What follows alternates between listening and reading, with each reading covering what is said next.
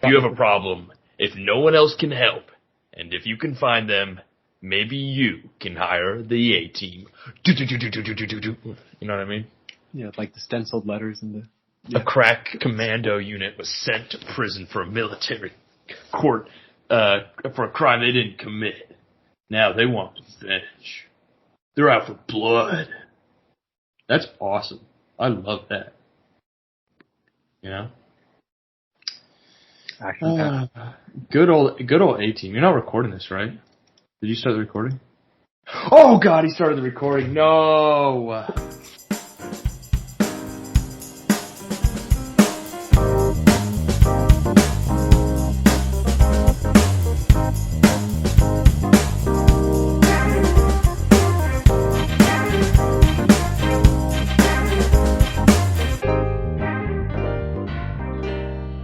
Daniel, you've got a knack for starting it at, I'd say, the perfect time. It's the best time. It is. Okay, it's the perfect time. Oh my God.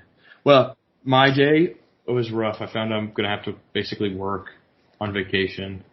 No. I'm just going to have to kind of log in and monitor some deployment because they had to push, not due to me. I was trying to push for everything to get done this weekend, and I was going to have to work this weekend. And I was like, I'm fine with that. Just let me be done. And then other teams are dragging me down. So like, I'm frustrated, heavily frustrated right now because I'm gonna have to log in on like the Saturday before Christmas, basically. Ooh. The 21st is when they push the deployment back to. Yeah, they do it at 9 a.m. on Saturdays. It's awful. In other words, you've been working with not the A-team. Correct. I have been. Literally, it's been a frustrating these past 2 days. We've been doing a bunch of testing, trying to shore up everything. I've literally been scrambling and working so hard this week to try to get everything done and still have more to do by the end of this week. And like, man, I was working hard because I thought, it would pay off, but no, hard work doesn't pay off. Other people need you. Yeah, so I'm in a bit of a bummer mindset. So if you guys could, I don't know, how do you get into holiday cheer? I feel like this is the beginning of a Hallmark movie where the overworked, you know what I mean, like the overworked city slicker goes back to the small town and they're like, oh my God, maybe small town America is where it's at. This fucking corporate life isn't for me. This is how they oppress girl bosses, yada yada yada.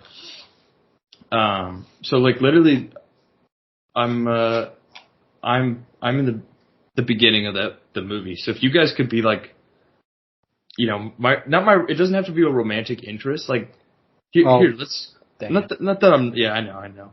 But like, here's a twist on a Hallmark movie. Like she's, overworked and she doesn't have time for herself and, so she's kind of like, stressed out and pulling her hair out all the time. And then she comes back to her small town and, she maybe like reconnects with friends. It's always like she finds love and falls in love and gets married by Christmas, right? Yeah. What if she just like finds and reconnects with old friends or maybe finds new friends? Like maybe she, and it's like weird friends,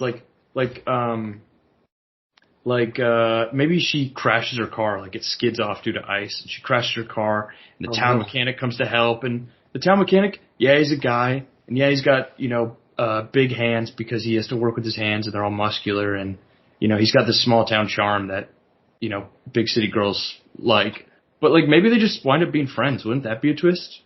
Like they're just like, we should just be, good friends and probably not leave my current boyfriend in New York City or fiance. It's usually a fiance to get with him. You know what I mean? Yeah, just like a nice platonic friend. Exactly. It's like, hey, I'm really glad I met you and that you helped me out in this difficult time in my life and showed me, how I could live a better life. And I've decided to find a new job, and my fiance and I talked it over, and we're going to move here, and we'd love to still have you in our lives and celebrate Christmas with you.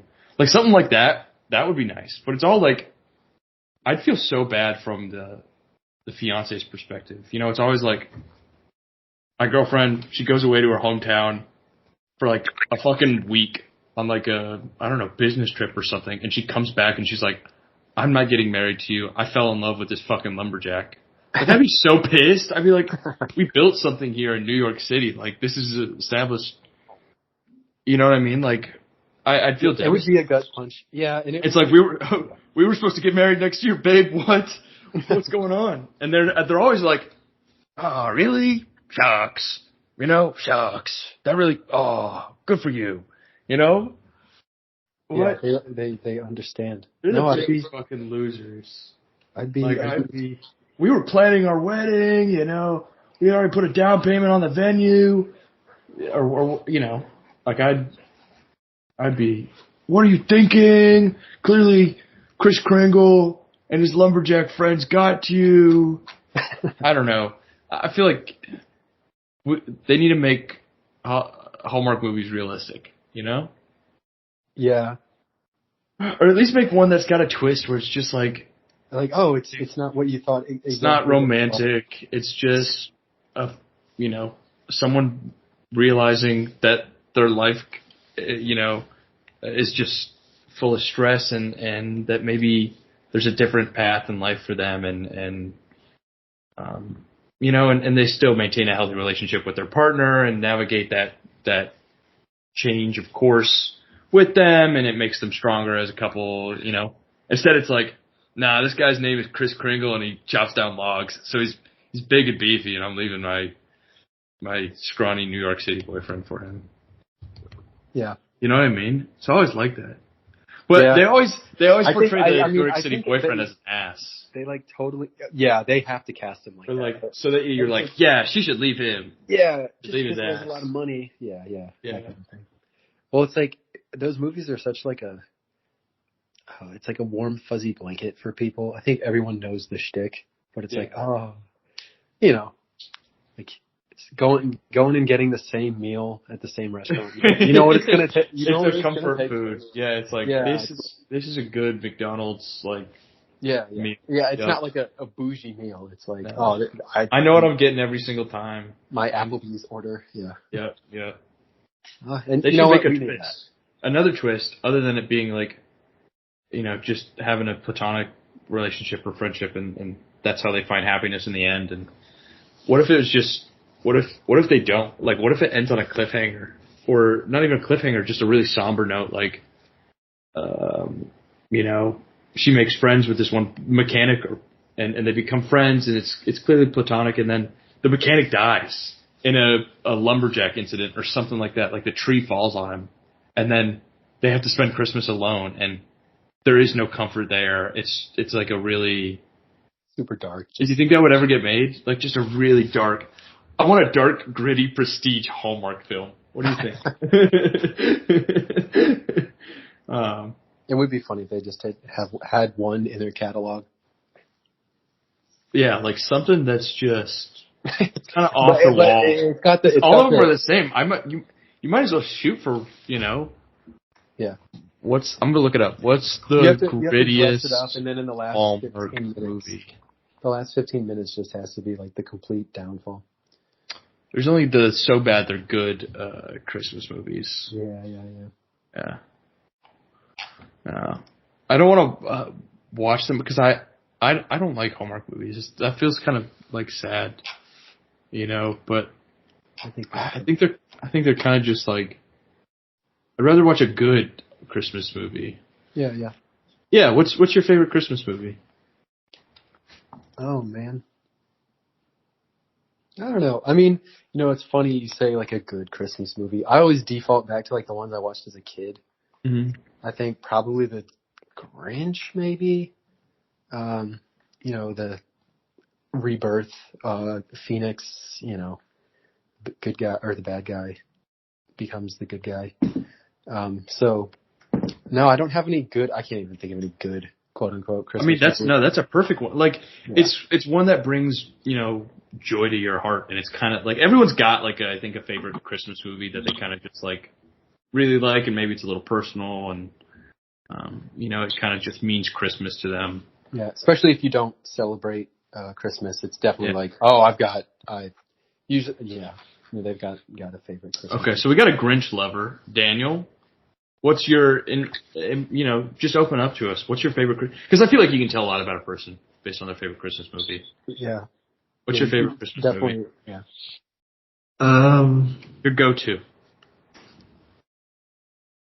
Listen, we never introduced the show, and we're already 10 minutes in, so we're just gonna have to do it randomly. I don't know. I don't really watch Christmas movies. I don't really have a favorite because I don't really I can't even tell you the last time I watched a Christmas movie. I mean, Tanner's description of his, I guess, screenplay was almost, very vivid. So you could say you just watched one there. That was good enough, I think. Yeah, that's true. I lived through one just now.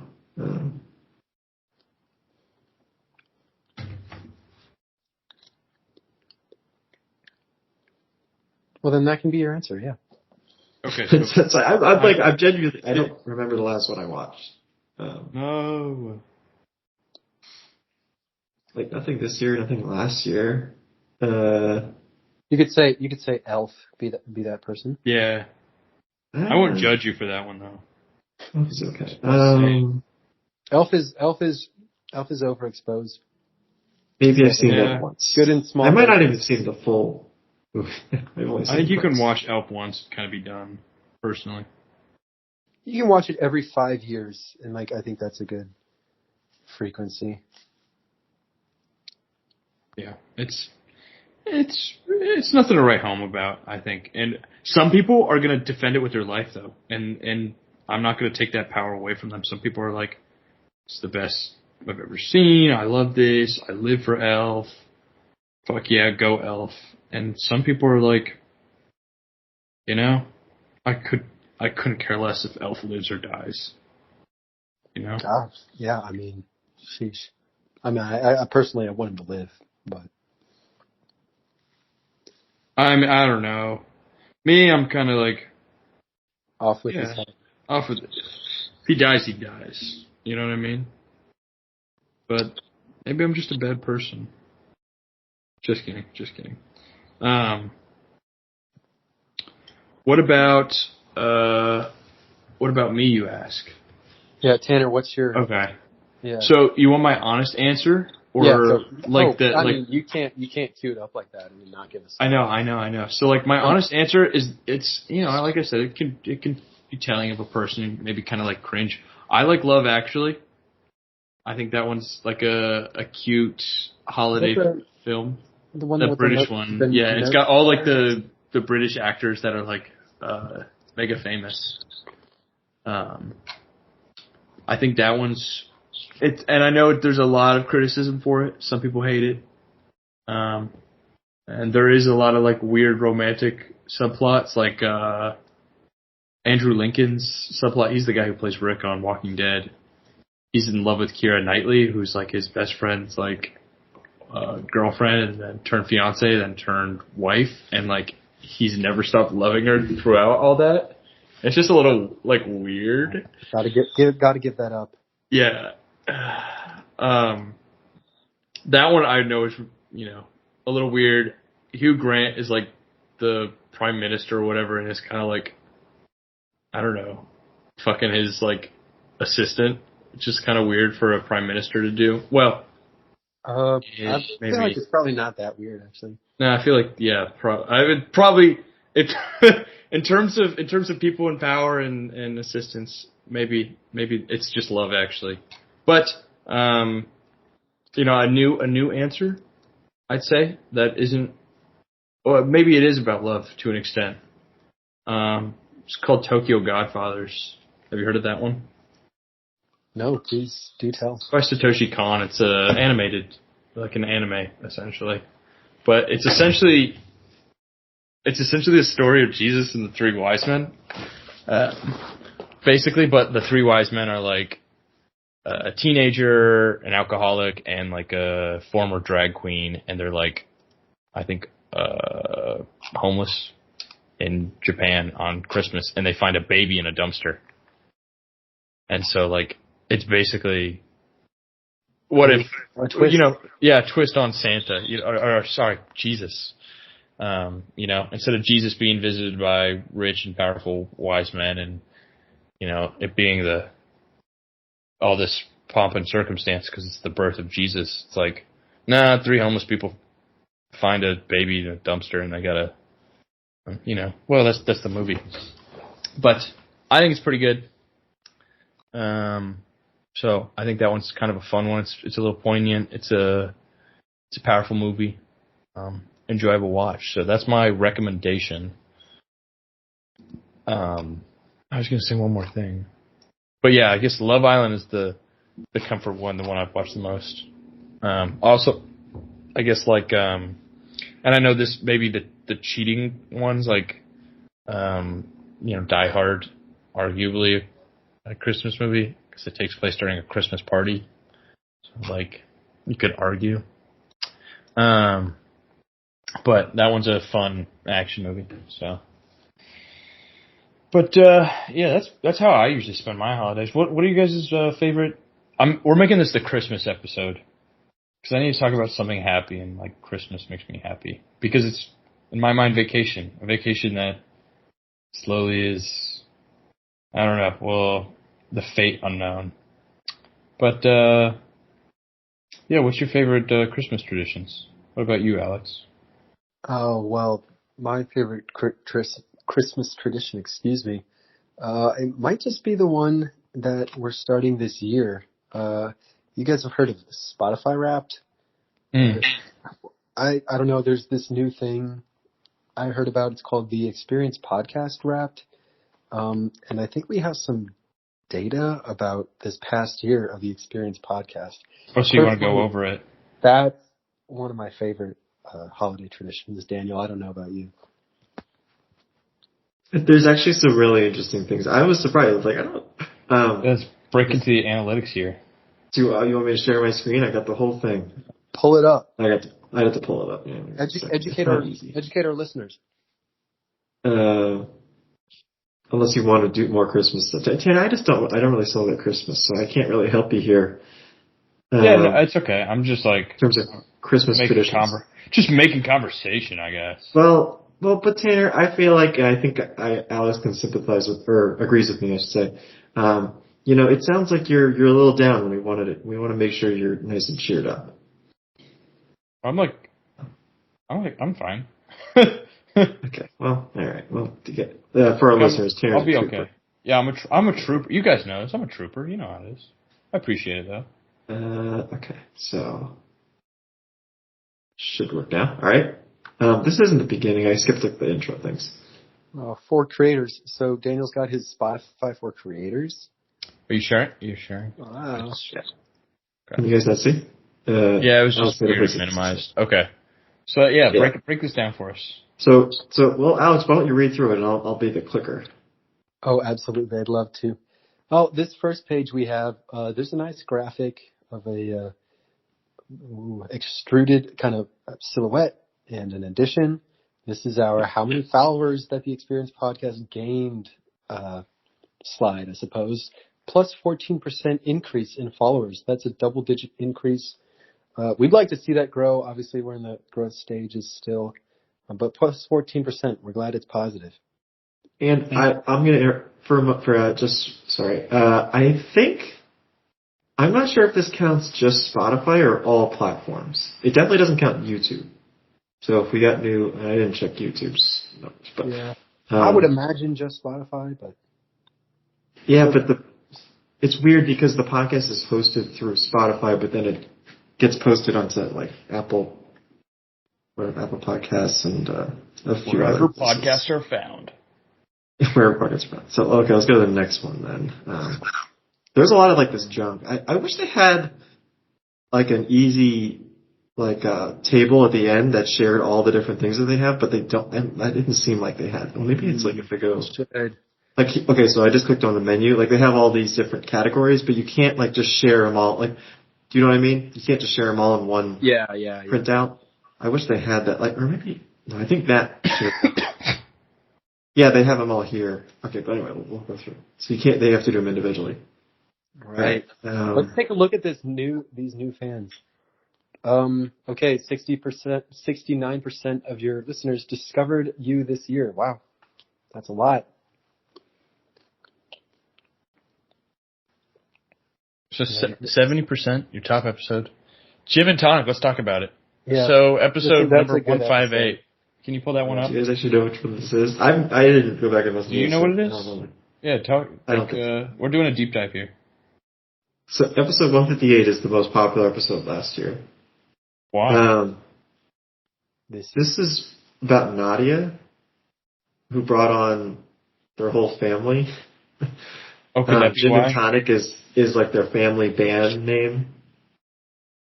So I think their whole family was on. I'm thinking Nadia's family just listened to this a few extra times. Yeah, so that's why it captured number one file a little bit about that. You're not giving yourself much credit. Wow, okay. 200% essentially more than your average episode. 190. Wow. It was a huge... Anyway, so yeah. So we're moving through here. There's a lot of We these. talked about all those new members. Let's look at the demographics of the audience. Now, this was interesting. For context, I sent this out to Alex and Tanner before we recorded. So You did? Oh, you only sent out this one, the listeners. That's what I not mean. The full, yeah, so break this one down. What? I'm not an analytics guy, so you. No, Alex is the analyst for us. Yeah, I'll read it off. So these demographics are broken down by age. In the 18 to 24 age range, we have 20% of Daniel's listeners, 30% come from 25 through 29, 10% from 30 through 34, 30% from 35 through 44, and then 10% of our listeners come from the age 55 plus. I was curious about that.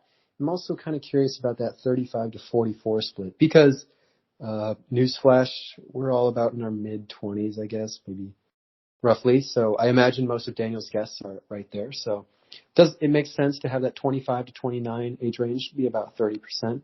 We got some those buffer categories also bringing up a sizable portion. But that 35, I guess 35 and up range, Daniel, what do you think that's due to? That's pretty crazy. I don't know who these people are, but I appreciate, if you're listening right now, I appreciate you listening. It kind of, the way these numbers play out and mixed with the stuff we've already looked at is like, we got a lot of new, older listeners this year. Yeah. Maybe that's because we're covering some tricky, complex, erudite topics that maybe younger audiences just don't have the experience to grapple with. So maybe that's a credit to you, Daniel, for just curating such great episodes and topics. Yeah, and you and Tanner obviously provide excellent commentary as well. Absolutely. I do what I can. Wow. And here it is. Listeners ages 35 to 44 grew the most by 200%. That's 200. Yeah, I don't know what that means. Like, what did we do to expand into this? Maybe it was the algorithm and like the algorithm provides and Tanner don't think too much of it, but like what happened here that really exploded our growth with, frankly, and I appreciate them for it, but like people that are older than us. Like you'd think it was just our peers that we've encouraged to listen to this podcast. And clearly, we're getting some outside attention, which I love, but I'm wondering how. Like, we didn't reach out or try to find this audience. So I think there's a very powerful, beautiful message there about believing not only in yourself but believing in your friends and the power of getting your truth out. And I think that's what the Experience podcast is and has always been about. So I'm glad it's gaining some traction with our older audience. Not only our older audience, but also our international audience. We were streamed in 3 countries. Oh my Lord, what were they? United States? United States is the top one. That makes sense. And then, they didn't say the others. Come on. Yeah, I thought they did. Maybe, okay, well. I'm sure in the final wrap-up they do. And we knew this, but when we discussed this, our fans have great taste. So here's some interesting things. These are just similar podcasts that our listeners also listen to. Have you guys heard of any of these podcasts? I'm not a big. You've got my two brother, here. my brother, and wait. Can we deep dive into some of these and try to understand them and just? Yeah, we could look at like the top few. So that's how maybe we can start give us- tailoring my give us the top brother. five. Yeah. Okay. Yeah. Because maybe we're doing something right and we need to play into that. Like I said, just be true and speak your truth and be true to yourself. But like, fuck that. Let's see what other people are listening to and Yeah, we have to like chase. them. We have to chase. Let's be like them. Yeah. Fast growth. Yeah. It is a weekly comedy advice podcast. That's us. Podcast features these brothers. So it's kind of like how we do. I'm here with someone else, and someone else. I was going to say. It's a very similar. Yeah. You could make the argument that they copied off of our podcast. I wouldn't be surprised. I don't know. They started in 2010. Okay. Well. But they started in 2010, but we've known our truth since we were born. When did they really pick up? It's exactly. Small time for a while, and they're like, oh, these guys have something great. So they could have just taken off after us. Okay, guys, they have some good ideas that we can steal though. That we should do. So it's the format of an advice show. They answer questions with a combination of salient and practical suggestions, form of rapid fire comedy discussion. Early episodes used questions from various online sources like Yahoo Answers, right? Like they'll go and find those awful like questions on Quora and like Yahoo Answers like that are like silly and like typoed, like am I Pragan in it? You know that one? Yeah. Like they'll find like those and kind of make fun of them, I guess. So we could answer and give like semi-facetious responses. We'll have my brother. Sorry, it's pronounced Mabimbam is how it's pronounced. But like they shorthand it to MBMBAM, and they say welcome to Mabimbam. I'm going to be honest. People do that with albums too. For some reason that kind of gets on my nerves. We don't have to. I don't know. Just like I get you don't want to like type out the whole thing, but I don't know. Just seeing. Yeah, I don't know. Alex, that was a perfect transition. Look at you. Yeah. Alex. Wait, we're not done. I want to read the rest of the podcast. Okay, sorry. Oh, Alex, terrible transition. Sorry, we don't ready. Okay, yeah, terrible. I wasn't ready. President. Yeah, Alex, just hold on to that. We'll come back to it. Yes, circle back. Yeah. Mobam. Okay, so the president's daily brief. Let me look this one up. So let's talk. I gotta imagine that's different. What if this is like a politics? All right. That's Daily summary of high-level all-source information on and analysis on national security issues. Wow. Well, we play into that a little bit. We have our like geopolitical segment. The most recent episode came out today. It was about 11 minutes. They're usually 11 to 20 minutes, and it's like, who's running Syria's new government, right? What about the Israeli forces that are now marching into Syria? So pretty much like this stuff that goes on to the president's desk each morning. So the daily brief makes sense. I feel like, and he does, it's every single day, about 10 to 25 minutes. That would get a lot, like listening to this on your way to work, and it's stuff like, Assad is fleeing, or Israeli forces advance into Syria. It's like very serious, like, I don't know.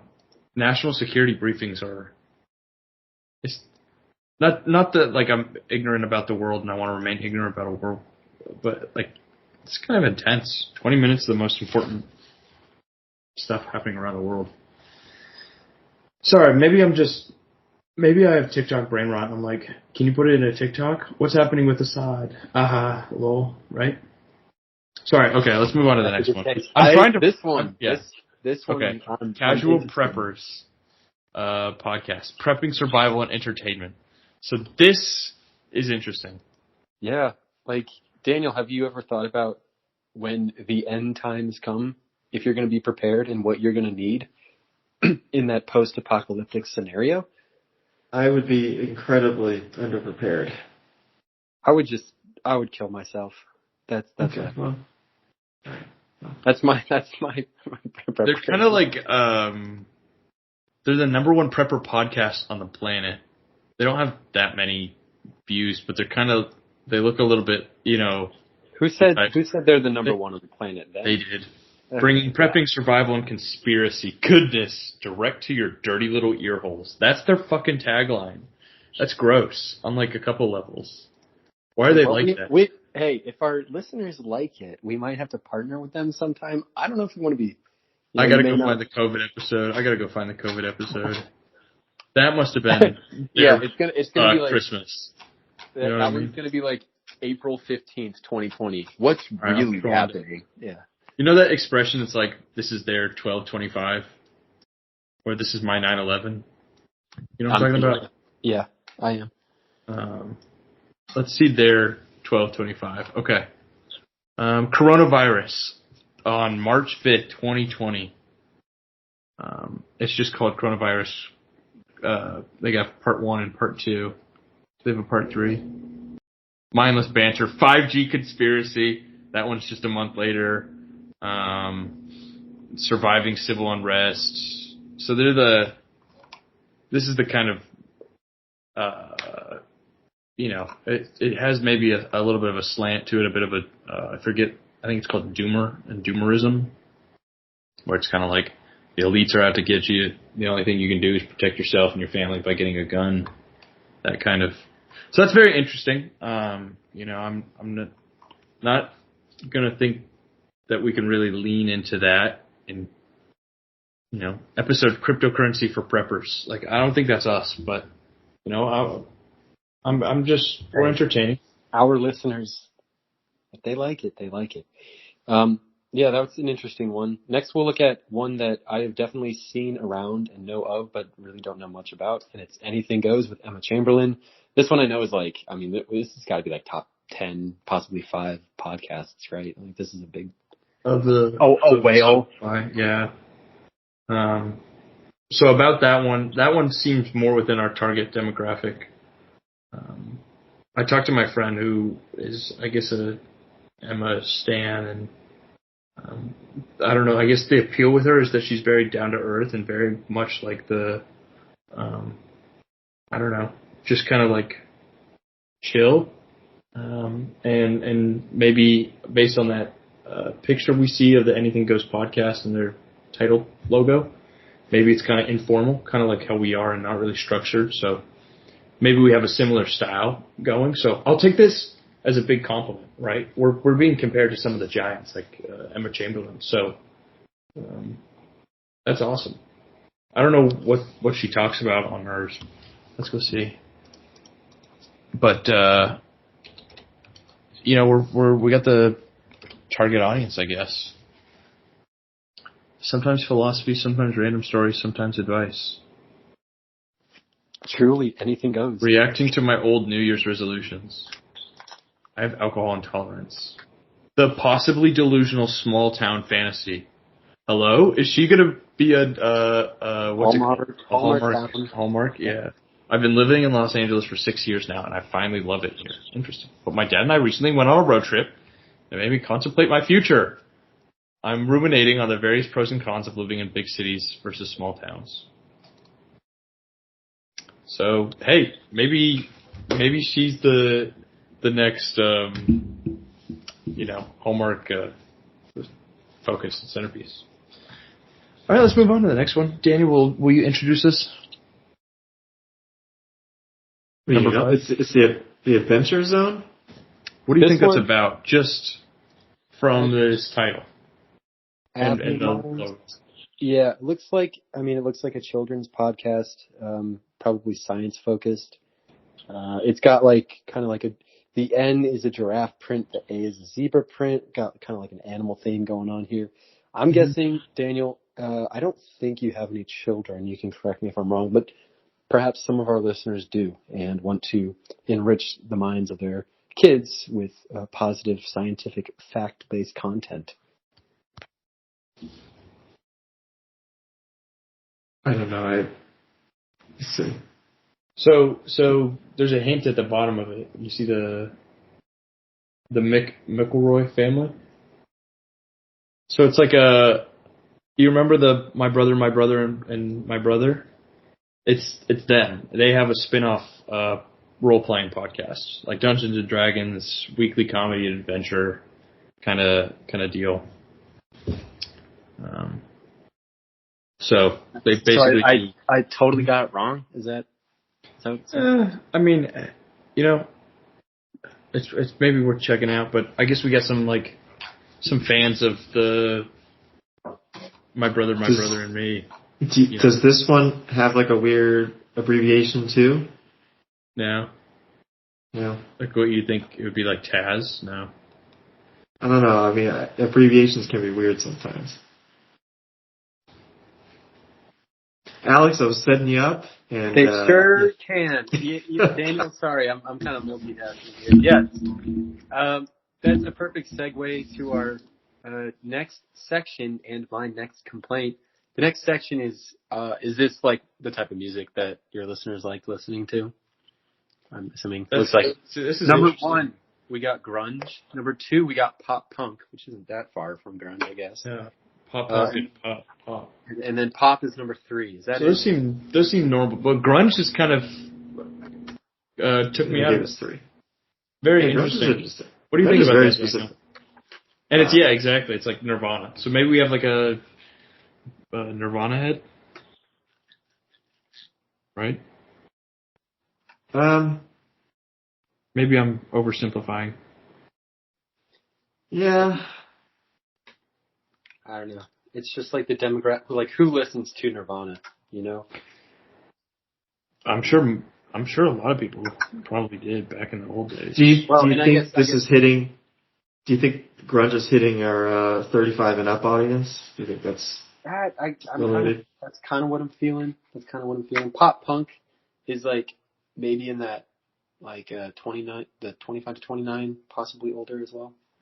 Yeah, maybe like 25 to 35 for pop punk. Yeah. And then grunge, and then pop is, I guess, just that's pop is. I mean, obviously everything is pop. Everything. Yeah. So. Yeah. All right. That was it. Yeah. This one isn't shareable. I would have shared. Yeah. So. I'll air out my complaint. Yeah, I just don't like. I don't know. I think they're. So Daniel was setting me up here about abbreviations, but when people abbreviate albums like a lot, just I don't know, when I'm reading or something, like I get it. Some of these album titles are super long, but I think it feels gatekeepy a little bit, where it's like, oh, like you only know what I'm referring to if you know, and so I don't know that I think that's what the issue is. So that's I'm down from the soapbox, Daniel.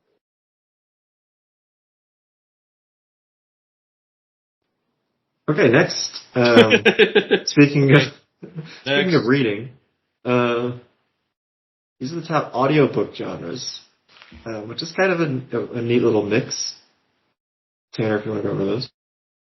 So, audiobooks are the people have spoken. They like philosophy.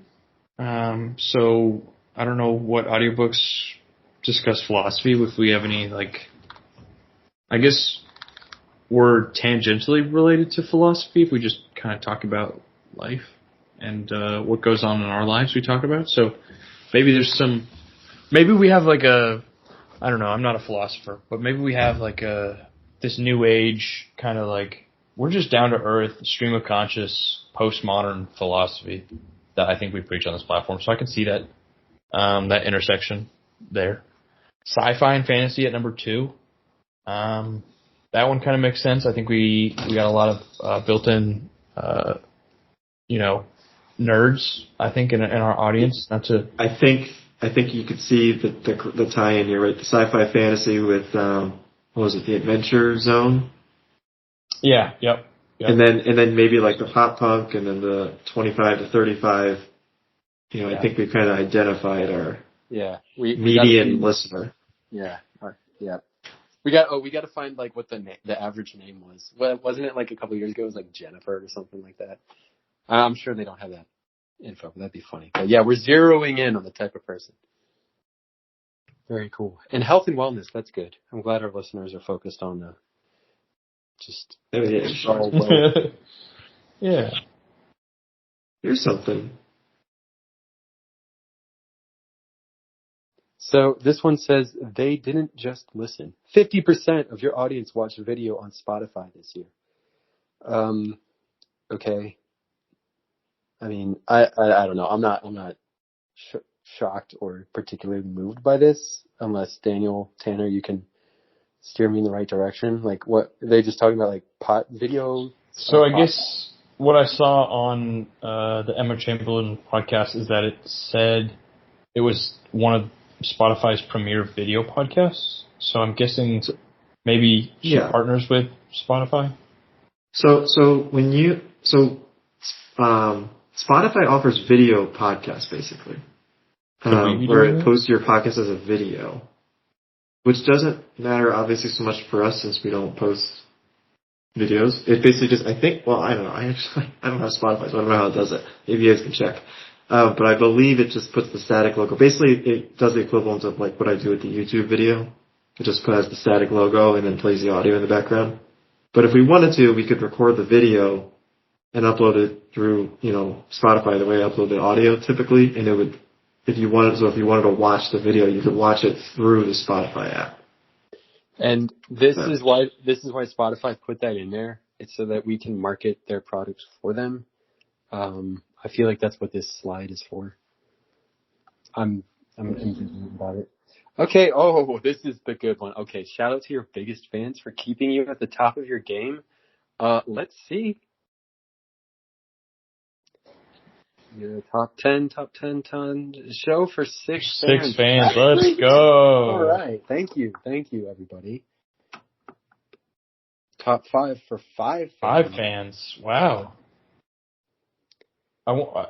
Number 1 show 4. Oh, come on, give it to us. For 3 fans. Oh, hell yeah. Perfect. Oh, I like that.